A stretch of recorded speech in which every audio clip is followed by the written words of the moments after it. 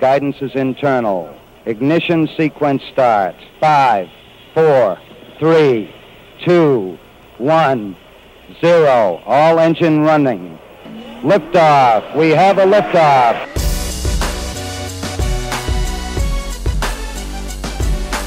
Permission to board. Permission to come aboard. Permission to board. Permission to bring me aboard. Permission to come aboard. Welcome to the Permission Granted podcast. Here's DA.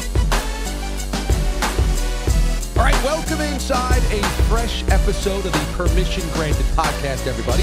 Thanks so much for joining us. Coming up a little bit later, we've got Mraz, we've got Brock. They debate a couple of things. A little announcement that we've got here on the Permission Granted podcast as well to discuss, so that'll be a lot of fun. Stick around for that, and a reminder that you can always catch us on both iTunes and YouTube. Subscribe, and it's completely free. On iTunes, just search DA's Permission Granted Pod. And then on YouTube, youtube.com/The DA Show, you'll find us there, and we post each and every podcast up there weekly. All right, our guest here on the long form is just such a funny dude. I'm so excited to have him on. David Koechner is a comedian and a movie star and has been in some of the funniest films of the last couple of years, certainly of the last decade or so. You know him as Champ Kind with Sports from the Anchorman movies. He was formerly of Saturday Night Live as well. He was in Talladega Nights. He was Todd Packer in The Office.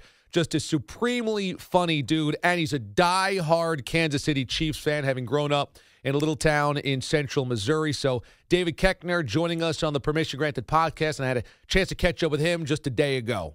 David Koechner joins us on the show. David, how are you? Hey, man, I'm great. How are you? I'm doing great, man. This is really exciting to have you here on the show. Thanks so much for dropping on by. And I don't know, there are a few busy people in Hollywood, but you might be the busiest. You've got a million things going on. It's gotten crazy. You know, I scheduled this Atlanta date about 6 months ago, and I rarely do that. And not to be corny or cloying, I really do like Atlanta, and I've got a buddy that works at the Improv, so I said, I've got to do this gig. So I put that on the schedule. And then I was going to do a movie in September, and that didn't happen. So I said, okay, I'll just go ahead and book some more stand-up. And immediately other work came. I did a series for Comedy Central called Another Period. Then I did this episodic series for DirecTV, who are producing new content now, called Full Circle. Then I just did an episode of The Goldbergs, and I had to fly out at night to come to Rochester to do stand-up. And, dude, I am so busy, I don't know where day from night. Well, we'll hopefully focus you just for 10 minutes, because right now, we'll just tell you it's the middle of the night. And so Thank you. You're my new clock. Yeah, we're your personal sundial. So you actually used to sell Amway and cable and a lot of stuff door to door, which I just thought was so interesting. Does that type of stuff help you with rejection in Hollywood? That's great. First of all, I don't know how. I guess I must have told that story somewhere. You know where I saw that? The Chiefs Kingdom profile they did on you. They did that whole background story, and it was so interesting. And you said, yeah, you sold Amway and cable way back when. Yeah, way back. Man, that was a tough summer. My dad had said, you can live in Kansas City, because I was a sophomore. I was a big shot. I was a sophomore in college. I'm not going to go home for the summer. I'm from a small town. I'm like, I'm going to live in the city. Dad's like, fine, you have to earn X number of dollars to go back to college, because, you have to have your own spending money. And so I kept trying to get any fast buck job I thought I could get. Man, I sold Amway door to door.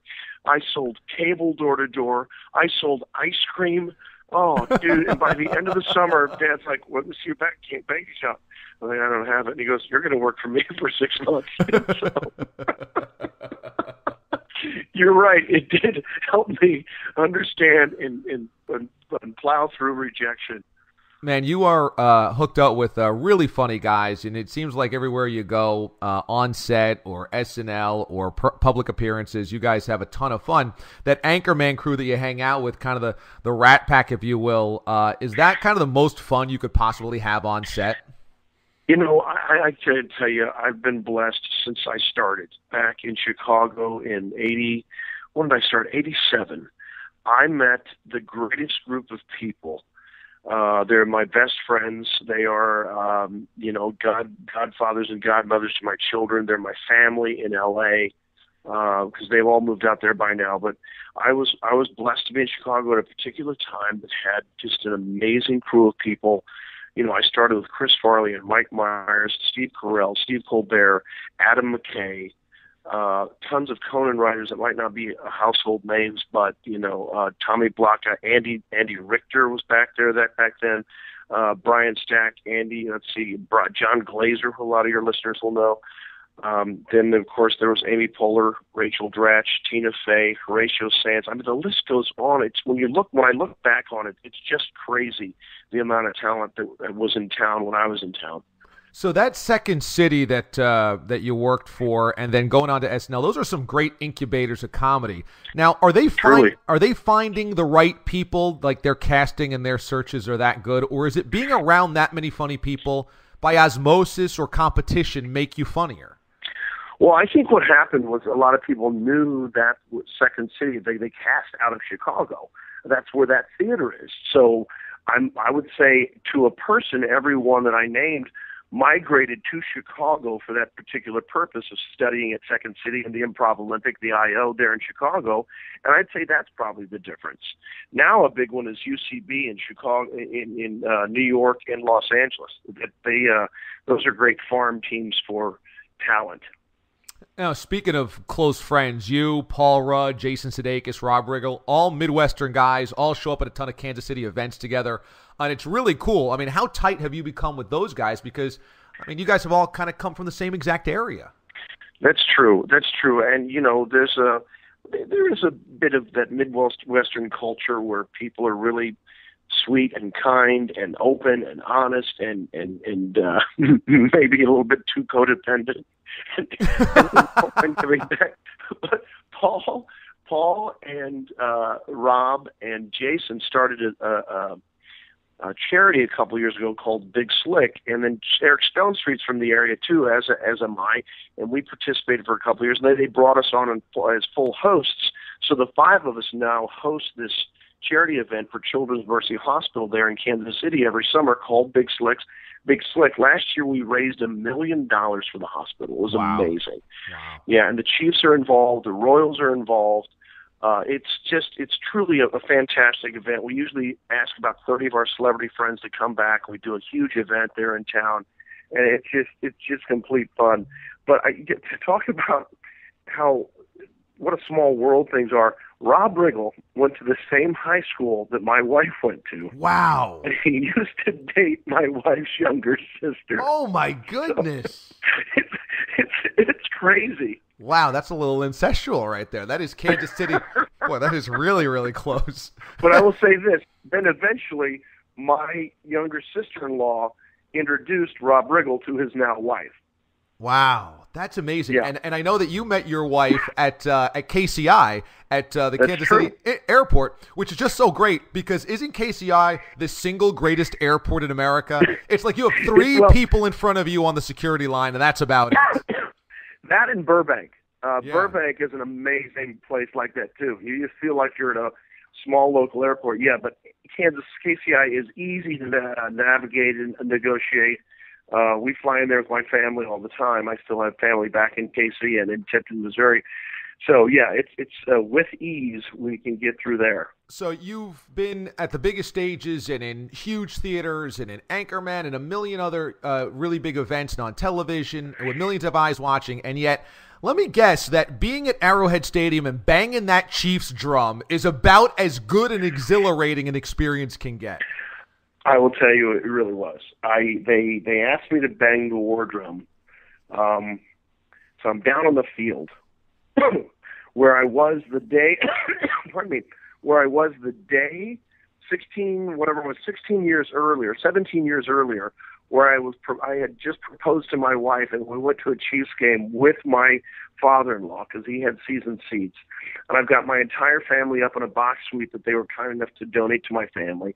I'm down on the field banging the drum for the opening game, and I just think I love show business so much I can't even stand it. Yeah, and I know that, going there for a real hardcore Chiefs fan is really a religious experience, and I think a lot of football fans probably feel that way about their stadium, but there is something about Kansas City, whether it's because the RVs show up 3 days before, or the smokers are out there all weekend, or just the sea of red and gold. There is something that is just so spiritual, isn't it, about Arrowhead? Yeah, the fans are rabid in KC. It's really fun to watch. I know every town has that in a way. The Kansas City does it its own unique way, and man, they have fun. We were just back there 2 weeks ago for the Jets game. Chiefs won, and I actually went out with the weather reporter. They asked me to go out and do these reports out in the parking lot where people were tailgating, and it was crazy. There's real passion. Did you get into the Royals run? You know what? I got into it, but I couldn't go back. I happened to be working, like we were talking about earlier in our discussion. I had work every day that the Royals were playing, but you know what? It's amazing for them to make it to the 7th game of the World Series, to that last out. I mean, that's amazing. To go 7 games, and even Yost had said that he'd rather go 7 games. I know. It did, but have a 29-year drought and get that far, it's really great. And we had an opportunity. We did batting practice with the Royals when we went back for the Big Slick Charity. That's part of the event. And boy, I tell you, I could just tell how much fun they were having. That team, it's so young, but those guys were just having a blast. Yeah, and that carried them all the way through. And I know that Ned Yost must be a sadomasochist because he wanted a Game 7, and he probably wanted extra innings, and every Royals fan was like, oh, my God, my heart is stopping. So it was a nice feather in the cap for Kansas City. Yeah, and the Chiefs are kicking it. They're doing great. Even the games they've lost have been very close.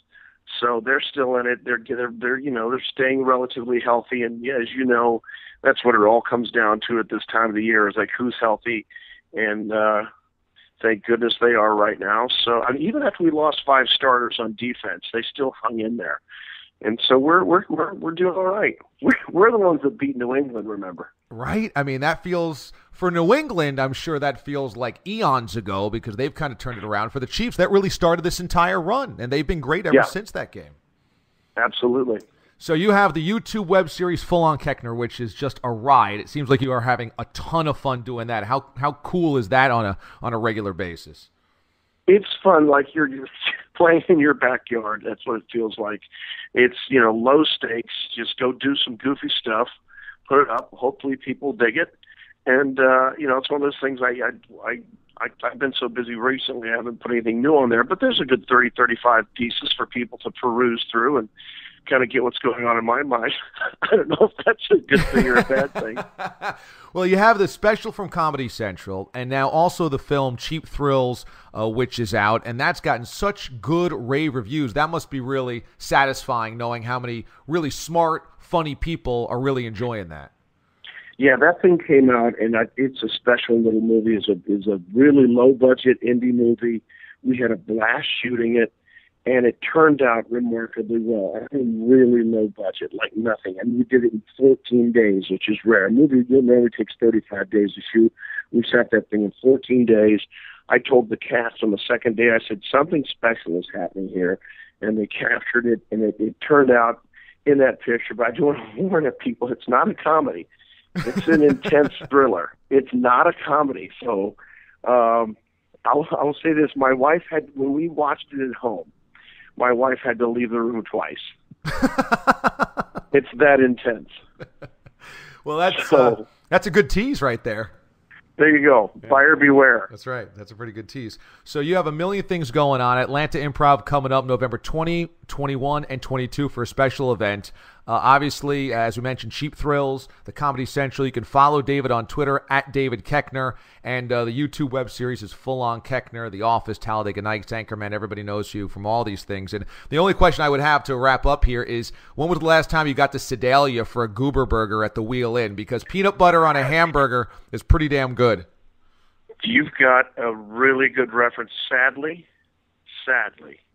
the Wheel Inn is closed. I know. Isn't that terrible? Yes, it is terrible. I mean, that's one of those touchstones from your childhood. You roll through there, like, where's that? Where's that? Oh. Oh.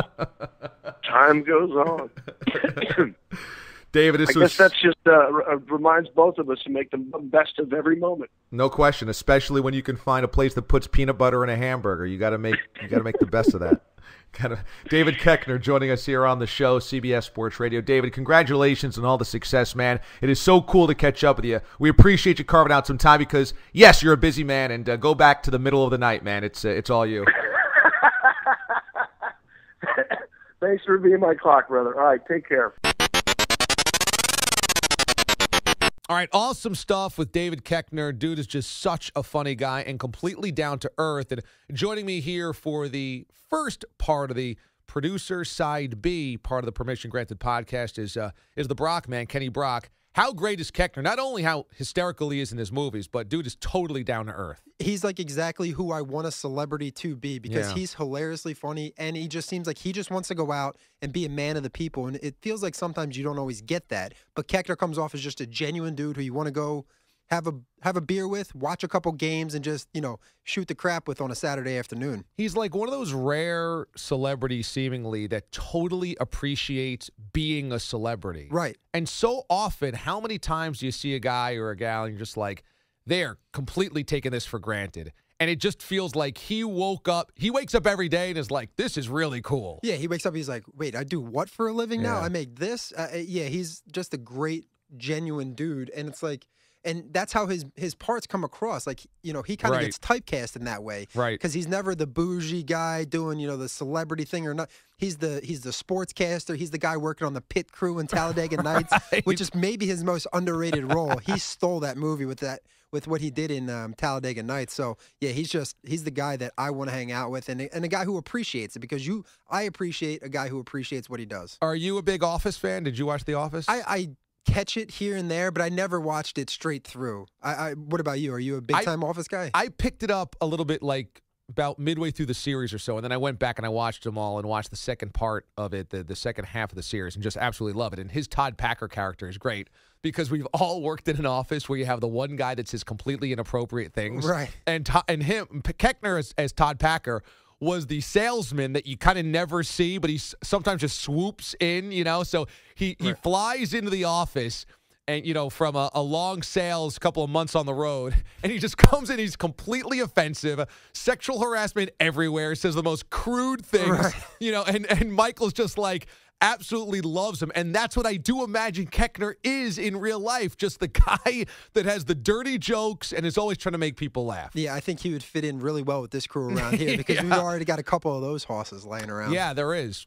And I think, his Chiefs fandom is totally legit. It's so awesome. I've seen videos of him at Arrowhead Stadium banging the big drum and him getting the crowd into it, and he loves it. He is legitimately a diehard, hardcore Chiefs fan. That's which makes him more, a relatable celebrity because a lot of times, like we were talking about, some of these people it's silver spoon. They've been spoon-fed everything. They get the courtside seats, and suddenly they got the hat or the jersey. This guy's sitting up in the 300 level, crushing $9 beers and banging on drums. I mean, what else could you ask for? Yeah. He reminds me of the guys in Major League out in center field. Right? Too high. What do you mean too high? and Koechner also said that, when you have a job growing up, you don't come from a lot of money. You're not born in Hollywood or L.A. Right. And you're selling cable or knives door to door. Tends to ground you. I had a friend who did the same thing that he did, selling Cutco knives. He used to come over. Oh, yeah? Oh, my God. It was the worst job ever. It was such a pyramid scheme job. And I had a couple friends who did that. So I totally know where he's coming from there. And, we've all had those.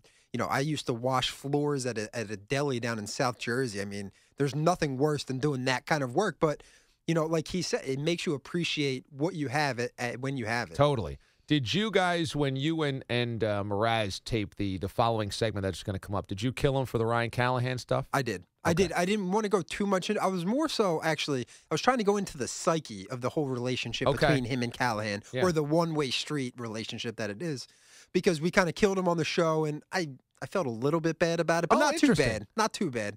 But I thought we were kind of basically splayed him on national radio. So I thought maybe let me try to get inside the mind of Mraz. Yeah. He's like a beautiful mind with Russell Crowe. And did you find out anything? No, nothing. Okay. He's just a sick human being who needs to be in a straitjacket when it comes to Ryan Callahan. You know, I appreciate his emotion. I appreciate his sentimentality because I certainly have that from like athletes when I was really young, I suppose, although I would never cry. No, never. But okay, I appreciate that he wears his heart in his sleeve. The one thing, though, that really did weird me out is him talking about having the imagery and The shower. in the shower, acting like he's Gary Bettman, handing the cup to Ryan Callahan and then doing his own crowd cheer. That's kind of one of those moments where you're like, ooh, that's one step too far into crazy. Here's the line. He did about 10 steps past it. Yeah, we talked about that, and I obviously gave him a hard time thinking about Callahan and Gary Bettman in the shower. I mean, what do you do? And then he goes into what song that he sings. He's little hint. He sings "It's a Small World." I think that's a perfect. Interesting. Okay.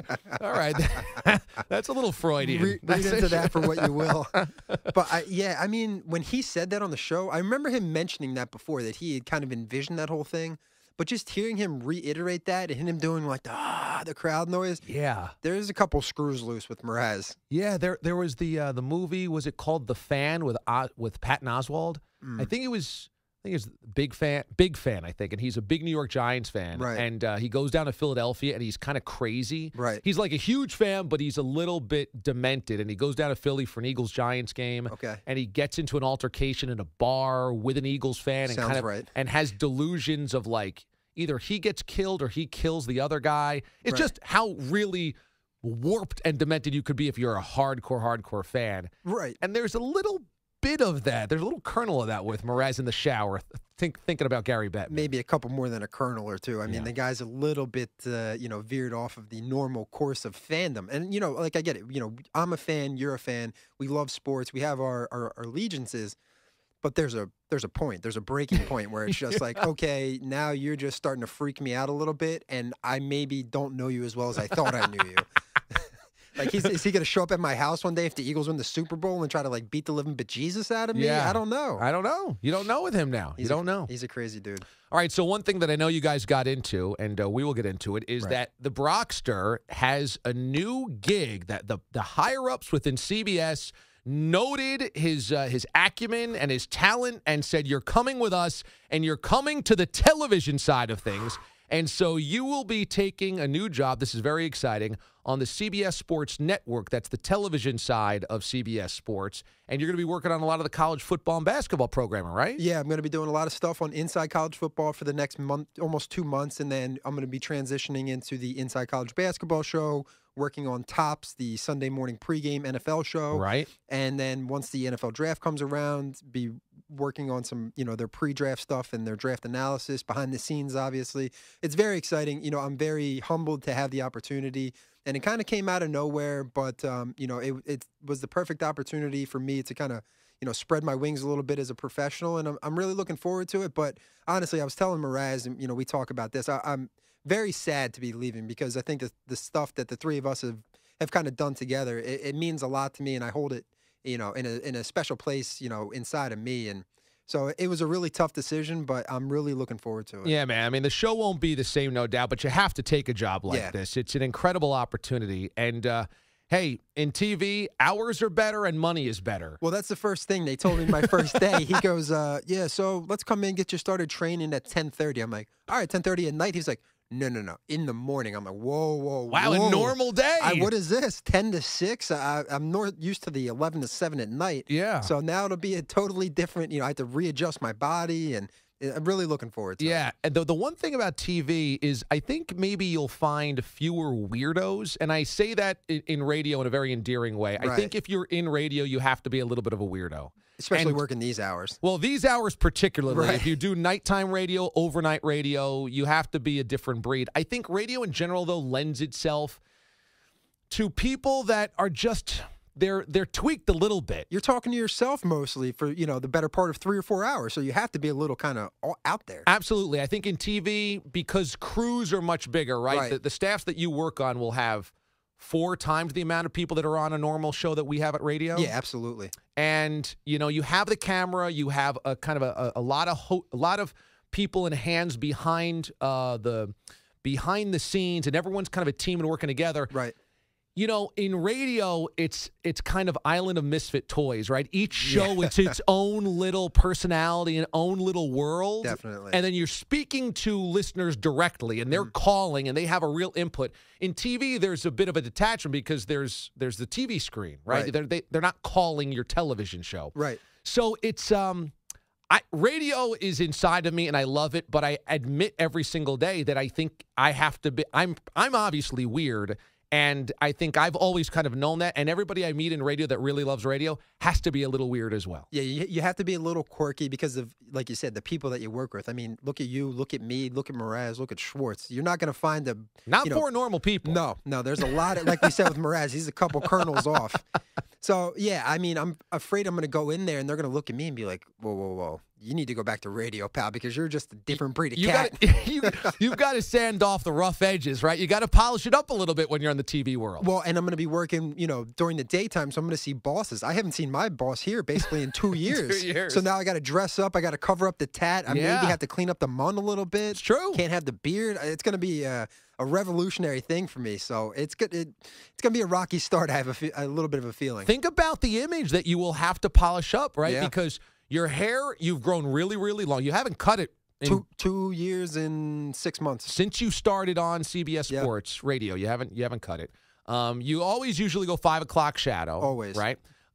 You usually have your pants cuffed pretty good. Always. About mid calf to see your designer socks. Right. You're usually wearing Chucks. Always wearing Chucks. Okay, sometimes just a T-shirt. Right. I think all of that will probably have to go away. It's going to go by the wayside. Definitely the T-shirts are going to go away. I don't need the bosses seeing the ink. There's always that negative connotation thing. The 5 o'clock shadow's got to go. I mean, you got to look clean and look like you're, a respectable human being, not working, the overnight hours on radio. Right. They expect us to look like buffoons and slobs. Right, exactly. So I think I might have to go to, Barney's on Saks and Fifth Ave or something and maybe clean myself up a little bit with a new wardrobe. Well, I am personally very proud because I love seeing guys that work on the show that I work on get awesome opportunities. And so I'm totally thrilled for you. I'm totally excited. But I am going to put in one caveat. You can only leave if you regularly come back to keep Mraz in his place, not only on the air, but also with the Permission Granted podcast. No doubt. You're going to be tethered very closely to this show, this podcast, because we know Mraz's ego is about to burst anyway. Oh, yeah. So I kind of need somebody continuously to help me keep it in his little his dome. I would gladly take on that task. That's one of the only things that I've really taken quite, a lot of joy in the past 2 years. Every time Mraz gets a little full of himself, I'm like, whoa, buddy, let me talk to you for a second. You like to pop that ego. You like to kick him down a little bit. Sometimes you got to keep people in check. You got to let them know, hey, this is reality, not your distorted view. So stay inside the box. Get back in your hole. I love it. Well, Brock, congratulations. Thanks, I'm man. so thrilled for you. And more about Brock's new maneuver with Mraz right now. Welcome into Side B of the Permission Granted podcast, episode 14. Somehow we've gotten through 14 of these things. I don't know how. Make sure to subscribe to us on iTunes. Check us out on YouTube, youtube.com/The DA Show. DA will put together a little video and dub it with the audio from the podcast and upload it there. Once we finish recording and, get all that shebang done. It'll also be put up on Facebook, facebook.com/The DA Show. Make sure to check it out there. And then Sean Mraz and I will be tweeting it out at Sean Morash CBS and at KBrockJR. Sean, you are now a couple days removed from going and seeing your scorned ex-lover, Captain Callie, Ryan Callahan. I don't like when you refer to it that way. It's not my scorned ex-lover. It's just an athlete that I respected and adored. No, it's not. You think about him in the shower. You think about him on a regular basis. Now, if you read that in print and didn't understand and hear the actual content of that, you would be taking that the wrong way. Context. I don't think about him in the shower in the way that you just referenced I wasn't inferring anything. I just said that you think about him in the shower. Have you not thought about him in the shower? I've thought about the Rangers winning the Stanley Cup in the shower. That's what I've thought of. You've thought about Captain Callie in the shower. Well, then that means I've thought of Gary Bettman in the shower. Does that sound right? I mean, you said it the other day on the show, so I mean, you can't back off of it at this point. Misconstrued. It's unbelievable how things get misconstrued. I'm not misconstruing anything. I'm just reporting facts here. You're the one who was talking about. Hold on. Let's hit the record straight here. Plenty, and I mean plenty of people sing in the shower, right? You could be sitting in that shower going, "It's a small world after all." Is that really an appropriate song to be singing in the shower? I didn't think of that, but you know what I mean. So people sing in the shower. Me, a lot of times, I love a good shower. Okay. Yeah. Something so do I. about something a about nice hot shower in the winter. hot water hitting you. Oh, it's great. Right. You know, and it's like the Seinfeld episode. I know we make a lot of Seinfeld references where Kramer doesn't want to get out of the shower, and that's. Right. I'm kind of a similar way. I enjoy a good shower. He's cutting the vegetables in the shower. I made this whole meal in the shower. So that being said, my whole thing is a lot of times I find myself almost daydreaming in the shower. It's just one of those things like I'm just kind of like, I'm daydreaming. I get some of my best thinking done on the john and in the shower. Exactly. So there are times where a lot of my life revolves around sports, and I'll think about sports while I'm daydreaming, and that's where that all came together. And it was one of those things and it's not like I dream of that every day. I was just one of those things I remember, you know, during a couple of those Ranger playoff runs, just picturing, okay, is this going to be the year? Gary, you know, and you're thinking of it in the shower, and that was the reference, not, oh my God, he thinks about Ryan Callahan every time he takes a shower. Look how fat he is. No, but he just sings, "It's a small world." Well, some people choose to do such. I don't sing in the shower. No, but if you were to sing, that's interesting that song came into your head to sing. I think I just want to go to Disney. I don't think so. I think where dreams come true. Your subconscious is trying to tell you something there. So, anyways, how was the event?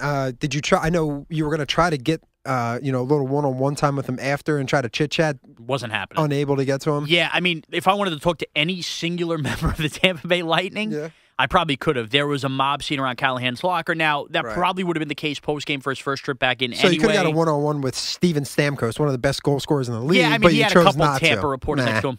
But for the most part, yeah. I mean, essentially, Ben Bishop, their goalie, you want to talk to anybody, you could have. But there was no talking to Callahan that night, and it was understandably so. The guy scored 2 goals in his return. Yeah. And, as I said, it's not a guy who played with the Rangers for a couple of years. That was a homegrown, beloved, guy, been with the team for 8 years, a captain. It's not often a Rangers trade captains away. Right. So that was a big deal in New York, him returning. So there was it that big of a deal? Like, I know, like, all BS aside, and I know, like, you're a big Captain Cali fan and everything like that. But, I mean, in general, in terms of like Rangers fans, that's a controversial topic, trading Cali? It's a very controversial topic because there are the Ranger fans who are totally cool with it and feel like they got what they wanted in St. Louis. Yeah, they got what they wanted in St. Louis, which granted St. Louis played great, and almost kind of crap on Callahan's skills because he doesn't score 40 goals a year. So they're kind of like, well, why would we pay him that much? So they did like a thing on the Jumbotron where it was him, it was 2 other ex-Rangers who were on the team that went to the Stanley Cup, Anton Stroman and Brian Boyle, who also signed with Tampa. And they did this whole thing, and Callahan was the last guy introduced on the Jumbotron when they did that. Oh, okay. And he got a really solid, like a lot of cheers, but there were the cast of people that booed that almost felt like he was greedy and asked for a lot of money, and that's why he got traded. So, yeah, it's a controversial lightning rod topic because it's not often the Rangers have a guy like that. Usually, if the Rangers want a guy, they could keep a guy, salary cap aside. That seems to be the way it goes, and this was a very controversial guy like that because he came up with the team, and ultimately the Rangers couldn't keep him because he asked for too much against their cap, and the Rangers probably could have made it work, but they chose other routes. So it was a controversial topic amongst fans. Interesting. That's a lot of time on Captain Cali. Oh, boy, so sound interested.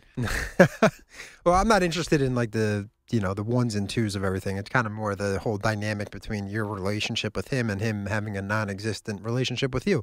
So before the game, you went down and you were standing, face, as DA said, your chubby cheeks pressed against the glass, just staring off and daydreaming about him and you in the shower or whatever. That's not what was happening pregame. And you said your knees got weak. You said your knees buckled a little bit. I mean, I got to be honest, in 27 years of my existence, I think my knees buckled once, and I was having a panic attack one time. No, I think it was one of those things where he's been gone a long time. He skated onto the ice, and has he really been gone a long time? Oh, I mean, it's less than a year, but a while now. In hockey terms, the Rangers have played a lot of games without Ryan Callahan. They played a whole playoff run, right? And the whole first month and a half of this season. But when he came out and he skated out, he was actually, I don't know if he always does this in Tampa. He was the last one on the ice for warm-ups. Probably did that specifically for, I guess the reaction or whatever it was. Yeah. But when he skated out, he did the one, almost like Jaws circle in the boat. He did the one lap around before he got into the skates. And when he did that, and you saw there was, Ryan Callahan jerseys pressed up against the glass, Rangers. You could tell Ranger fans were ready for him. Right. And seeing him skate in that uniform, that kind of gave my knees a little like quick buckle. Like, oh my God, this is really happening. What's wrong with that? No, nothing. I mean, there's a lot wrong with that, but we splayed you open on the show yesterday, or the other day, so I don't want to completely, rehash that whole thing. Well, I'm glad I got my side across without you and DA peppering me. That was unfair. That's what this is. That's what the podcast here is for, because sometimes we have limited director's cut. Yeah, exactly. Limited time and availability on the show. So this is where we get to dive a little deeper into issues that we don't get to on the show. Quick update: the last podcast, I think it was, we spoke about Schwartz's kid and the Super Bowl run and everything like that. Official word came down today. It's been a tumultuous couple of days, I tell you. Schwartz gave us about 15 freaking updates. I'll give you the quick rundown. Go ahead. The Red Devils of Levittown. I can't believe we're even discussing this again. We have to go back down it, though. Okay. As we said, we were rooting against them getting knocked out. They're a win away from, I guess, going to their Super Bowl. Yeah. They play in their playoff game versus, Idaho, Long Island, or whatever town they're playing. And Saskatchewan. Essentially, they go to overtime. Mm-hmm. They're tied after the first overtime. The other team gets the ball in the second overtime, scores. Right. The refs decide the game's over. It's sudden death all of a sudden, second overtime. Right. The Red Devils and Pete's team protest, saying, no, it's college overtime. We have a chance to keep matching. Turns out after that, they decided they were going to play a couple days later and finish the game, that the ruling was in fact wrong. Right. And then a day before now, they're supposed to play that make-up rest of the overtime. They go back and re-reverse it and say, you know what? No, the refs did make the right decision. So it's been a back-and-forth affair, but the bottom line is this. The Red Devils have been eliminated from the postseason. There will be no parade around Schwartz's house. Down it's the Nassau over. Coliseum. See you later. It is over. They can go back and watch their World Series tape from the past spring in their 3-team baseball league, but the dream is done. Good for the Red Devils. Go fight again next year. Good season, boys, but not good enough. What a cluster freak that whole situation was. I mean, we've been getting. I saw him tonight. Whatever. I don't care if I date this. Tonight I saw him, and we got the update. And I'm literally holding the door for him to come in as he's coming in for the first time at night. You did the old walk in with him, huh? That's always an awkward I was coming in from ride. the bathroom, and we happened to be crossing paths or coming into the door at the same time. So I hold the door open for him. He doesn't say hello. I say, "Hey, Pete, what's going on?" Doesn't say hello. Oh, well, let me tell you what's going on with this sham of a league. I'm like, can I get a hello here, Uncle Leo? Can I get a hello? Hello. Do I have to go right into the freaking Levittown Red Devils? Oh, my God. Hey, listen, though. You know what, though? This is how crazy it was and how Pete ingrained my mind. Right. I'll admit it. I cared. I was riveted. When he told me what happened, I cared. Why should I ever care? And I sat there and I said, this guy did this to me. I'm emotionally invested in what happens with this overtime. And now granted, see you. I got the outcome I was looking for. Right. But nonetheless, I was invested. That's exactly right. And we both got exactly what we were looking for. Unfortunately, Bradley did not. Pete's oldest son, the football player, was in tears on Saturday or Sunday when they lost, and then apparently was again in tears because of the result tonight, where they're not going to finish everything. So, I have no problem with people crying. Oh, as that's very obvious. I've probably in the past 2 years cried or gotten welled up with emotion and tears twice. And I'll give you both of those right now because it's going to tie into, the next part of the podcast. When I interviewed for this job in November 2012, right? 2012? Yeah, because we launched January 1, 2013. Okay, that makes sense. I interviewed with our boss, Spitzy, and I interviewed November 12th. I remember the date. And I left the interview, called my mom, and I was devastated because the interview I thought went so poorly that I was like, man, I just blew it. I have no idea what the hell I'm going to do with the rest of my life now. I was part-time at WIP and I was working another full-time job. So I called her and I was just sobbing uncontrollably as I'm driving down the New Jersey State Turnpike and everything like that. Turns out a month later, end up getting the job, the whole shebang. And you're welcome, by the way. I put in the good word. I'm sure. Yeah. It was between me and a Philly kid and a Boston kid. You're like, what's the lesser of two evils here? You both suck. He had no idea. Sean had no input whatsoever. I don't think DA did either. I think Spitz just kind of like, all right, this is what you're getting here. So anyways, that was, up until recently, that was the last time that I had really honestly shed a tear. And then I got a text from, you effing kidding me? I just had it brought up. It was from like 2 weeks ago. I was all ready to go in and start reading it. Now I got to go find it again. Sean sent me a text. Oh, boy, we're going down this road. We have to. I thought this was one of the nicest text messages that I ever got from anybody. Let me see if I can find it. So, Sean, if you want to fill for a second. But I'm fat and bald. Let's see. I cry. I'm a baby. I'm fat again. I'm fat some more. All right, here we go. All right. All right, so this text was sent on Thursday, November 6th. This Friday will be Friday the what day is that? It's not the 13th, is it? Freddy Krueger. Friday the 21st. Friday the 21st will be my last show here at CBS Sports Radio working on the DA show. Things are changing here at the network. There's some stuff coming in 2015, and I was offered a position to go work with CBS Sports Network Television, working on the Inside College Football show and Inside College Basketball and an array of other shows. Now, I won't obviously be on TV for why not? A number of reasons. You have all that TV experience. Exactly. I have zero TV experience. I honestly have no idea how I even landed this job. Do you know what a camera is? I have one on my phone. So if that counts, I don't know if that counts. We like the lights off. That's how we do it. That's how we do it on the overnight. Set the mood. See you later, Bob. Stay warm. Yeah, good luck. See ya. Again with this guy? Can we get a lock here? All right, so we're taping here in one of the auxiliary studios. We're about to go into a heartfelt thing, and an update guy from WFAN just opens the door because Sean and I have the lights like dim in here because that's how we have the lights during the show. And I'm about to read this heartfelt text that I got from Sean. And this guy, Bob Usler is his name. He does updates on WFAN. Comes in, looks at us. This is the second time in like 3 weeks he's done this to us.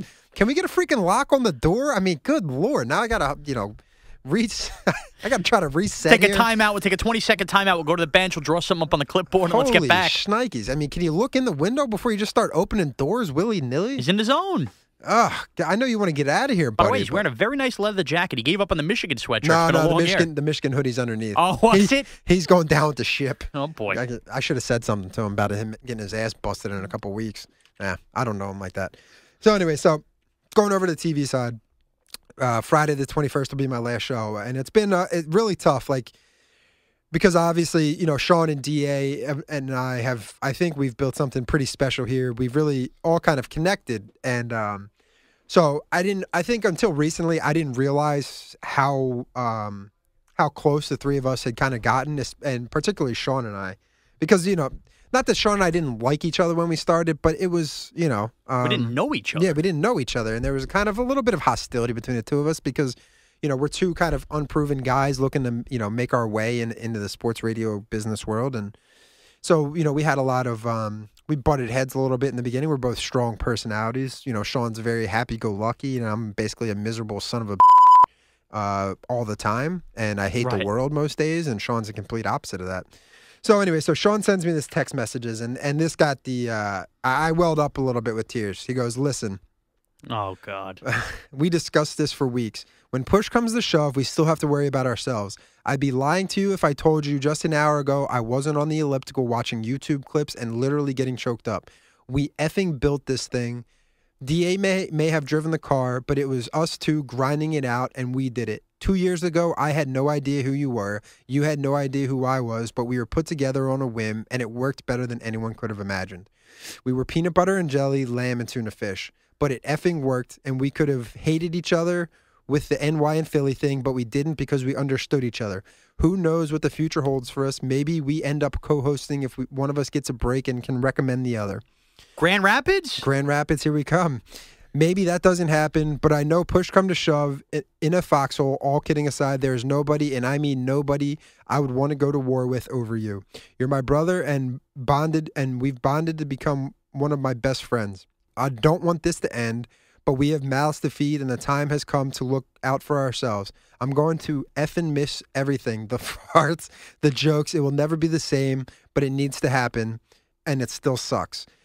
But I'll always have your back. Never think of yourself for being selfish, for looking out for what's best for you. And honestly, I read that, and I was on the couch as Sean said that. It was like a Tuesday night, or Wednesday night, or whatever. And it was and I got welled up with emotion because I didn't realize how close that Sean and I have gotten. We kind of have our own thing that we do. But I tell you, whoever sent that, real piece of garbage, huh? I have low life. I mean, what are you doing here? Two grown men, basically, shedding tears over a text message. But in all seriousness, Sean's become one of my best friends. Sean and I are very close. we spend a majority of the week with each other. We spend the weekend I'd say, texting. honestly, I mean, I'm married. You have a girlfriend. I probably spend more time with you over the last 2 years than Absolutely. anybody else. Oh, there's no doubt. I don't see my friends from home. I rarely see my family, and I see my girlfriend when I see her. But, a majority I'll of see you when I see you. Exactly. A majority of our time together, or a majority of my life is spent, hanging out with you from, 10 p.m. to 6 a.m. Monday through Friday. And You then talk about wasting 2 years then, huh? Oof. I don't know how to, where do I even go from here? You've watched my hair recede for 2 years. How does that feel? I've watched that belly get bigger and bigger. Now No, it's shrinking down a little bit now, but come it's on. Rescinding? It got a little bigger there for a little while. The pool's reducing? So, it was a really tough move because, I love these two guys. And, I come off as a hard ass on the show, but these are two of the guys that I've grown with, professionally and as a person. And it's time of transition, time of, not sadness, but time of growth and everything and moving on. And All good things come to an end. yeah, I guess, hopefully the DA show doesn't come to an end. Well, No, DA no, show no. 1.0 comes to an end. Now you guys will be doing 2.0 going forward with a cast of characters for the next month and change. And Yeah, hopefully we're stronger. I mean, God knows you held us back. Jeez. All right, so Maybe we could actually find somebody who could pick some college football winners. oh yeah, my 29 and 11 the last 2 weeks ain't picking it. Get the out of here with that. Oh, it's Get serious. I mean, you start picking 40 games a week and things change. It doesn't matter. I can pick 40 a week and go 0 and 40. All right. But no, I'm not. And now I'm you're ruining a 18 sentimental moment. I'm 18 You're games bickering. over 500. You're bickering. Well, let's be honest. That's what we do. So I was kind of thinking maybe pick out a couple of the favorite. We'll do like a trip down memory lane sort of thing. You want to do that? The lowest form of conversation. Yeah, exactly. Is remember when. Yeah. Oh, thank you, Tony Soprano. What episode? He was with Feach Lamano. Exactly. When he's talking to the two young kids after he gets out of the slammer, he's all pissy. All right. Ticky. What's that? He's all ticky. No, he's all pissy. This is a podcast. This isn't going out on FCC waves. Okay. See if I bleep out those curses I was dropping earlier. I don't know if I feel like it yet.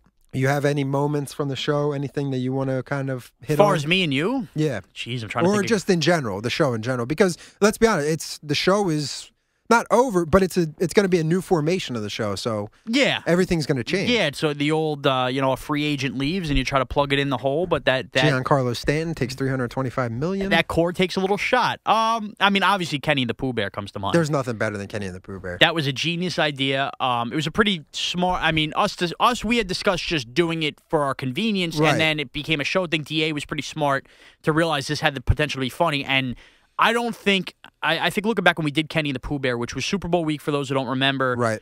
You live a lot closer to the city than I do. We had to basically, with our odd overnight hours, wake up earlier and be in Radio Row for interviews with DA and stuff. We had to be there at like, noon, 1 o'clock Yeah, every so day. we were going to be sleeping in shifts, so it was just easier to stay closer to the city for me. Yeah. So you were nice enough to open your doors and all that. But I think when DA had thought of it as, we can get funny bits out of this, we were like, well, you know what? We're going to wake up, eat, what can we get out of this? And we never imagined how much funny stuff could happen between me and you, between the dog walking episode. Oh, my God. Which if anybody remembers, I think was the first day, Kenny had his dog walker come by, and Kenny we had woken up late. Kenny was rushed into the shower. He came out basically with his hair wasn't in a bun. It had this long hair. Just in a towel. Right, sopping wet, just in a towel. I believe you called me Russell Brand. Right, exactly. That's what you looked like. You looked like Russell Brand. And I was in my boxers with my wife, Beater. That's fine. tank top on. Yeah. Basically, no pun intended, looking like Tony Soprano. And it Right. just... The dog walker, I walked out of the shower in a towel and my hair sopping wet, hanging down my back. Sean's standing there, ironing. Ironing. Ironing. Come on, I can't be giving you Jeez. English update. Now you're going to Jeez, TV? oh, man. I hope you're not writing scripts Here for we- anybody. Let's hope not. I'll be getting fired real quick. And he's doing his thing. And it was honestly like the perfect apex of a moment. Like Sean and I are like basically standing next to, well, I'm walking by him, but as the dog walker opens the door, he just like looks at us both and like I'm there and Sean's there and he doesn't know what the hell he's walking into. No, if you walked into that scene, not a good, 2 + 2 = 4, and 4 was not the answer we were looking for. We were looking for the square root of 10 and he was like, what do we got going on here? He said, sorry, I'm He out like of here. put his head down and basically sprinted out the door with You're my basically dog. screaming, I was in the pool. There's nothing better. That was probably one of my all-time favorite episodes, and hopefully that'll be a 12DA. I don't know. Do I get a say in the 12DAs anymore? Yeah, that'll be hammered out by the end of the week. We'll take the vote. But you're right. God, geez, you look back now, it's funny how much funny stuff did we do. Yeah, obviously, your sandwich getting stolen, and we thought it was Chef, which was great. Geez, I mean, how many of these segments? The tipping segment? The tipping segment was really good. I think some of the best stuff, though, comes like when you and I behind the scenes are just talking about like Giants, Eagles, and you just piss me off, and I just lose it. I like snap, and we just start. Well, I start yelling at you, and you're just kind of like, oh, da da. You're kind of just like talking back, and then DA, can see us through the glass, and he's like, what the F is going on back there? It's funny how many moments like that happen where we just lose our minds and we've had it with each other. Right. Or, I mean, gee, how about betting on innings in the World Baseball Classic in the middle of the night? I don't know. That might be a low point. I mean, what are we doing? Gee, how many times Schwartz has been late to an update and he comes rumbling up the ramp? I mean, you can't control our laughter. Well, and so Schwartz is perpetually late. For anyone who listens to the show, you guys know that, he's sometimes... It's a solid once a week. Yeah. So now my new thing is, the way that I'll do it is we'll wait, and if he's not in there, I will stick my head out the door and basically like a mother screaming for her kid when the street lights come on, I'll be like, Schwartz! And then the printer was broken. The printer was broken. He's bumbling up the stairs trying to get to the ramp, and DA's in there just losing it, pressing, drops to stall a little bit of time. Oh, man. Some of those are good belly laughs. The bully Berman farting on air. Oh. Or we talked about that last week. The caller. Maybe, I think it was Steve in Boston. I'll never forget it. Maybe the greatest call and you know what? This is because there's probably people listening here who will honestly tune out when Berman listens, which is a shame. Yeah. But it was during the summer of 2013 when Jay had first started, filling in for when the bully Berman legend began to grow. Right. And that night coming into work, I had gotten pulled over. Right. Wearing white shorts. Basically by a cop. And essentially, I had to go to the bathroom, and that was part of the reason I was speeding. And I got out of it by being honest with the officer and telling him, listen, officer, I got to go. You got to go. And he basically, told me to pull off the ramp. There was a McDonald's at the next exit. I wasn't going to make it all the way to work. And I took care of business, which shows you my intestinal problems have been well documented on the show.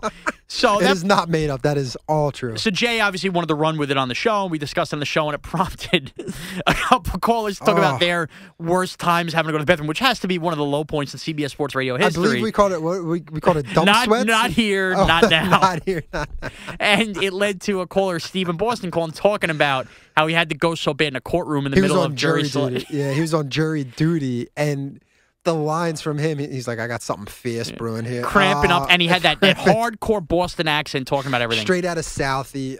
It is what Sean and I will go back and just like listen to that call in breaks from time to time. It's by far my favorite call, I think, of all time. And but that obviously just me and you, just not even doing anything on the air, just belly laughing at that is some of my favorite stuff. Oh, no doubt, man. There's so many, because as you know, and these listeners know, these overnight hours, man, they can be a grind. They're brutal, and these guys know. I'm happy that we could supply the entertainment for these people to keep them going through. Because I know, 2 years into doing overnights, it's grown on me. It's grown on you. Look, you're moving off to do this now. Yeah. It's definitely opened up avenues that I don't think that I would have ever imagined before. Right, exactly. So we've made the most of it. Yeah. But, not sleeping at night, it can grow on you. So now I can only imagine everybody else out there who, whether they're working, getting up early, it's got to be a grind for them. They don't get to really have the fun that we have, and we get to bring that fun to them. Just knowing, though, how sometimes we could be, there's times behind the scenes we're miserable, tired, all that stuff. Right. But to get the laughs that me and you have had on stupid stuff like that. It's great. At 3 o'clock in the morning when the rest of the world is sleeping, it's pretty funny, and it's pretty crazy to look back on. Yeah. No, it's been a great,